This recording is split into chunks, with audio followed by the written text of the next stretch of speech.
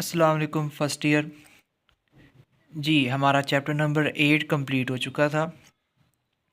तो आज हम एक न्यू चैप्टर स्टार्ट करेंगे, चैप्टर नंबर 13।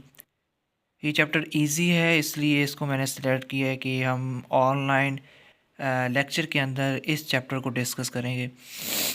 चैप्टर नंबर 13 जो है ना, ये अबाउट गैसेस एक्सचेंज है। बहुत सारे टॉपिक्स को आपने पहले ही पढ़े हुए हैं, तो हमने जस्ट समझ लिया यहाँ पर इसको रिवाइज़ करना है। सबसे पहला जी आपके पास शॉर्ट क्वेश्चन है, वो है ऑर्गेनिमिस्ट रेस्पिरेशन और सेलुलर रेस्पिरेशन। अच्छा, जो हमारे पास ऑर्गेनिमिस्टिक रेस्पिरेशन है ना, इसको ब्रीथिंग या वेंटिलेशन भी कहा जाता है। ये एक फ़िज़िकल प्रोसेस है, एक मैकेनिकल प्रोसेस है, जबकि जो सेलुलर रेस्पिरेशन है ना, वो एक बायोकेमिकल प्रोसेस है। Exchange of carbon dioxide oxygen होती है एनवायरनमेंट बिटवीन द लंग्स, जबकि सेलुलर रेस्पिरेशन में कार्बन चेन की ब्रेक डाउन होती है और उसके नतीजे में एटीपी की प्रोडक्शन है। जबकि दूसरी जानिब हमारा ऑर्गेनिमिस्टिक रेस्पिरेशन में क्योंकि सिर्फ एक्सचेंज है, गैसों का तबादला है, तो इसलिए इसमें किसी किस्म की प्रोडक्शन ऑफ एटीपी नहीं होती। ये लंग्स और गिल्स में होती है, जबकि हमारी जो सेलुलर रेस्पिरेशन है वो इनसाइड द सेल होती है, जहाँ पर कार्बन चेन मॉलिक्यूल्स ग्लाइकोलाइसिस और डिफरेंट प्रोसेस और बायोकेमिकल के नतीजे में एटीपी की प्रोडक्शन होती है। इसलिए हम कह सकते हैं कि सेलुलर लेवल पर होने वाली रेस्पिरेशन कि उसमें कार्बन डाइऑक्साइड की प्रोडक्शन, ऑक्सीजन की कंजप्शन या ऑक्सीजन की प्रोडक्शन या कार्बन डाइऑक्साइड की जो है ना वो कंजप्शन, ये अगर सेल लेवल पर है, कहाँ इस्तेमाल हो रही है, क्यों इस्तेमाल हो रही है, कौन सा प्रोसेस है, ये सारा सेलुलर रेस्पिरेशन में हम डिस्कस करते हैं। जबकि ऑर्गेनिमिस्टिक जो रेस्पिरेशन थी, ये जस्ट सांस लेने के अमल को कहते हैं, हवाओं के गैसों के तबादले को कहते हैं, इसलिए इसमें किस्म किस्म की एनर्जी की प्रोडक्शन नहीं होती। ये आपका पहला शॉर्ट क्वेश्चन था।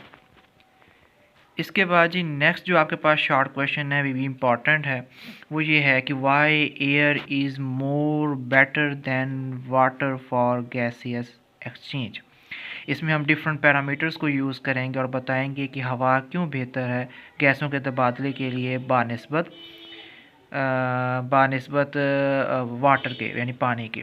सबसे पहले हम ऑक्सीजन कंटेंट की बात कर लें तो वो वाटर में 10 मिलीलीटर है पर लीटर, 1 लीटर में सिर्फ 10 ml। जबकि अगर हम एयर में बात करें तो वो 200 ml है 1 लीटर के अंदर। अगर हम ऑक्सीजन की डिफ्यूजन की बात करें तो वाटर में ऑक्सीजन की डिफ्यूजन लेस डिफ्यूज़ होती है, जबकि 8000 मरतबा ज़्यादा डिफ्यूज़ हो जाती है हवा में। गाढ़ेपन की बात करें तो पानी गाढ़ा होता है, आपको पता है, और एयर उसके मुकाबले में लेस विस्कस होती है। डेंसिटी की बात करें तो वाटर 8000 मरतबा ज़्यादा डेंस है हवा से, इसलिए हमें हवा में सांस लेने में इतनी मुश्किल या दिक्कत पेश नहीं आती जितनी कि हमें पानी में आती है। वेंटिलेशन की बात करें तो पानी में वो मुश्किल होती है, डिफ़िकल्ट है, जबकि एयर के अंदर ईजी है। इन पैरामीटर को यूज़ करके हम इस शॉर्ट क्वेश्चन का ये आंसर बड़े ही पोटेंशियल के तरीके से हम बता सकते हैं, पोटेंशियली इसको एक्सप्लेन कर सकते हैं कि एयर क्यों बेहतर थी पानी से फॉर गैसियस एक्सचेंज।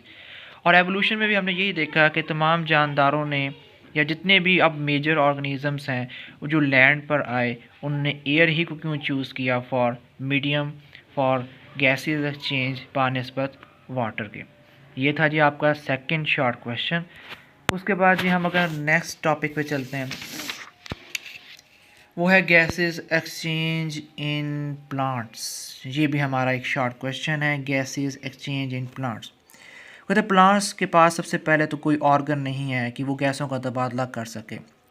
हाँ, अलबत्ता कुछ स्ट्रक्चर्स मौजूद हैं जिससे वो अपने गैसेस एक्सचेंज करता है, जैसे कि stomata, the main site for the gas exchange present in leaves and young stem. And 12,000 stomata मौजूद होते हैं 1 स्क्वायर सेंटीमीटर के अंदर, तंबाकू प्लांट्स के अंदर 12,000, आप अंदाज़ा लगाएं, 1 स्क्वायर सेंटीमीटर के अंदर स्टोमेटा की तादाद मौजूद होती है। लेंटिसेल, अच्छा, लेंटिसेल एक स्पेशल किस्म के पोर्स होते हैं जो कॉक पर जो होता है ना मौजूद होती हैं, और इनसे जो है ना गैसेस एक्सचेंज होती है। So lenticell and stomata both are structures or help out in the gas exchange in plants. ये तीसरा शॉर्ट क्वेश्चन हो गया.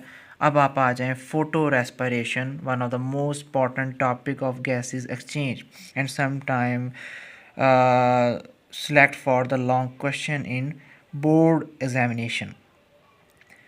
Photorespiration means the respiratory respiration activity, biochemical process and occur at a daytime. So they are called photorespiration. ठीक है जी. Definitely the word photo means light and respiration mean biochemical process. So biochemical process occurs at daytimes are called photorespiration. And another one definition is the pathway in which Robisco biphosphate, this is a molecule, and convert into the serine by a different process. So this pathway is called photorespiration. What is pathway and what is tactics and what is different styles used to conversion of RUBP into serine. So see the process in which RUBP, actually RUBP is a molecule are present into the chloroplast. RUBP is an abbreviation. The full form of RUBP is ribulose bisphosphate. Ribulose means 5 carbon compound. The 5 carbon compound containing the 2 phosphate biphosphate. So the full abbreviation is RUBP and the full form is ribulose bisphosphate. Ribulose bisphosphate use the oxygen and convert into phosphoglycolate, and glycolate move from chloroplast to mitochondria. In mitochondria, the glycolate react with hydrogen peroxide and convert into the serine. The serine moves to the peroxisomes. The peroxisomes convert the glycines and plus carbon dioxide. Serine and glycines are actually the amino acids used into the biochemical process in plants. And with bioproducts, the glycine and plus carbon dioxide produced into the plant, and this is a whole process in which the RUBP convert into the glycine, serine or carbon dioxide.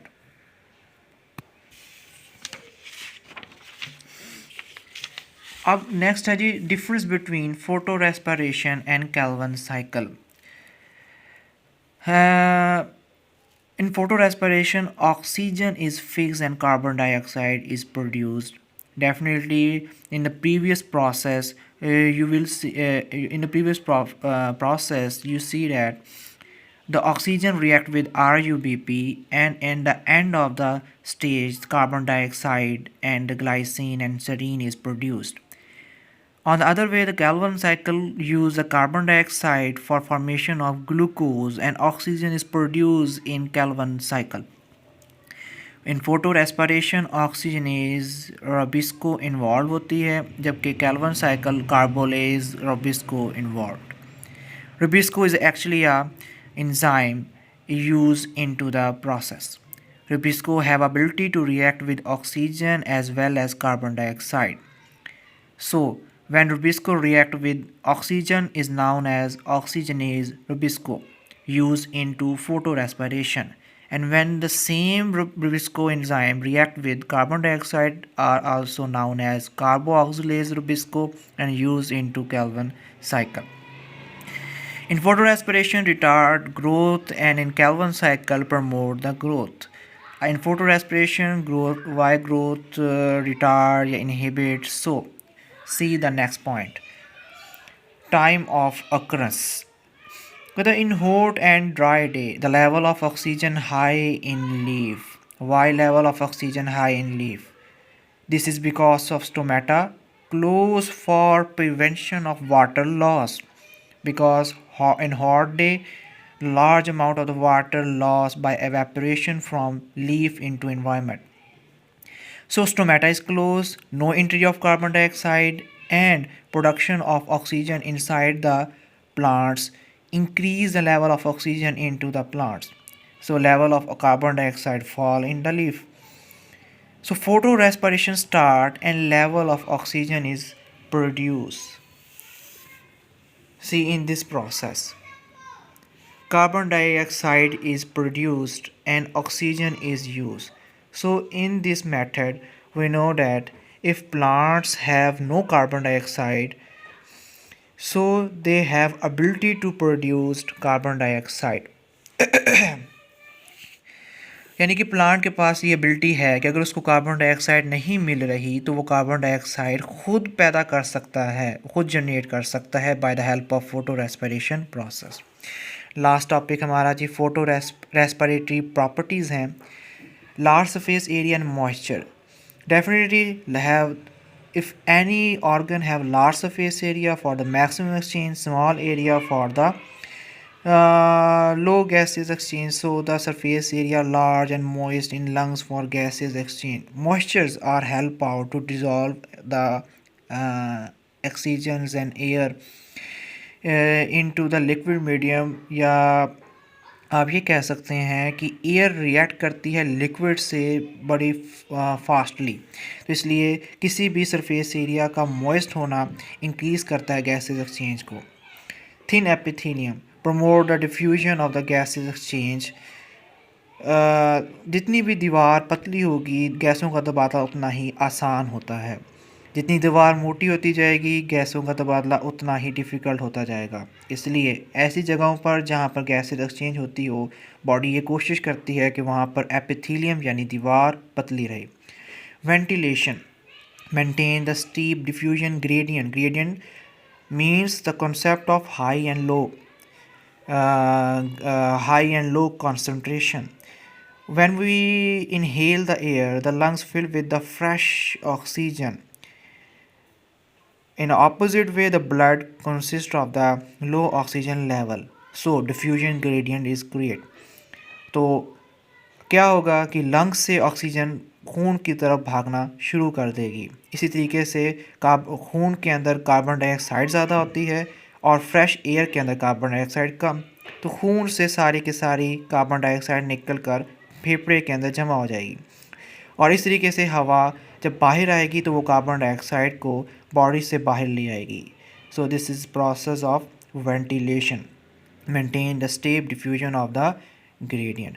और इसका एक फ़ायदा भी ये होता है कि अगर ग्रेडियंट क्रिएट हो जाए तो आपको एनर्जी नहीं लगानी पड़ती, प्रोसेस अपने आप ही हाई और लो की तरफ चलते हैं। इसलिए फेफड़े कभी आपके जिस्म से एनर्जी नहीं लेते। ये एक ऐसा प्रोसेस है जो बच्चे की पैदाइश से शुरू होता है और मौत तक चलता रहता है, लेकिन आपकी बॉडी से एनर्जी नहीं लेता।